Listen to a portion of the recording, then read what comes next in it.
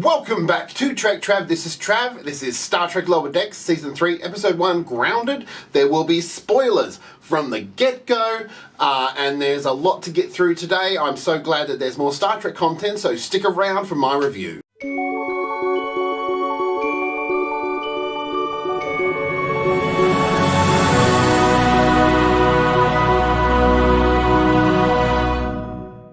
So the episode was pretty good. Like, I wasn't overly impressed by it, but we obviously, we have Captain Freeman is on trial. Mariner wants to save the day, and she hatches a plan to go and go and see Boimler so they can save the day. They end up going for Boimler's logs, which are on the Cerritos, which are behind in one of the space docks. Wait, so they just need our logs? I have logs. No, we need the official senior staff logs, not like what you had for lunch. They end up having to go to Bozeman, Montana from Star Trek First Contact, and we are given a really good theme park version of the Bozeman, Montana site for where First Contact took place. And obviously James Cromwell came back to reprise his role as Zefram Cochrane, and it was really entertaining, sort of going, no, that is James Cromwell. And you know what, he can be in anything from Babe to Star Trek, and I will love that man.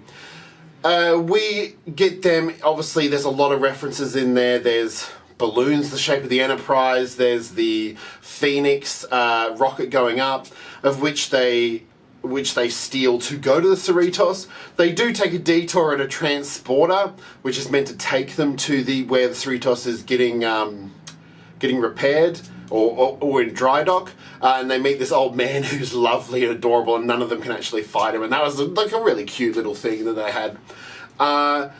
When they're at Bozeman, they obviously get the ship, and there's a guy who is on the ride, because it's just a ride that goes up and down. And he gets he gets on there accidentally, and they just have to take him, and then they set the engines to send him back where they go to, and then he goes, no, I want to go adventuring. Overall, they get to the ship, they find the records, and Boimler's records are just generally not very good. That sort of comes to failure. Then Mariner goes, oh, I'm going to save them, I'm going to steal the ship. Then we have the organic mating call thing, the purples. Then they get caught. Then at the end, we obviously get Captain Freeman is free, and it was all solved, and they found the forger of the information. And that is just a brief summary of the story. I really loved the First Contact references. I thought they were good.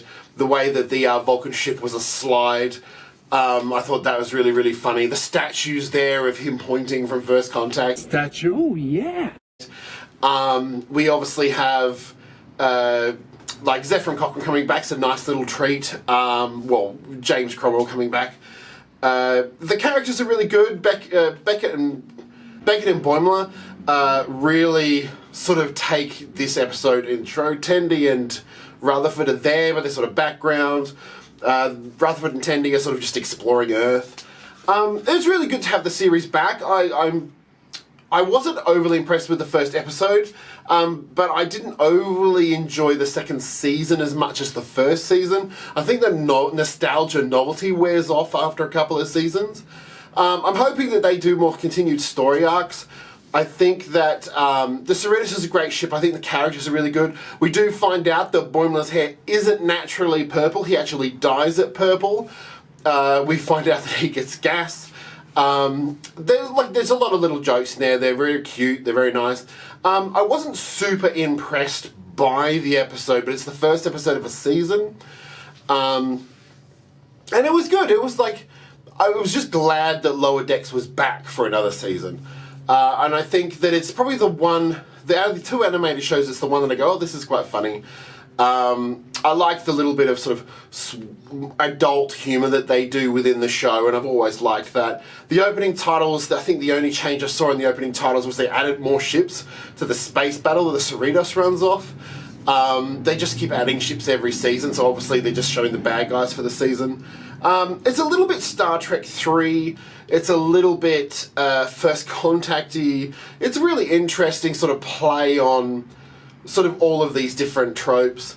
The Cerritos hasn't been repaired, but I presume it will be repaired. And then at the end we find out that Mariner's going to be under the control of the first officer, of whom I've completely gone blank on.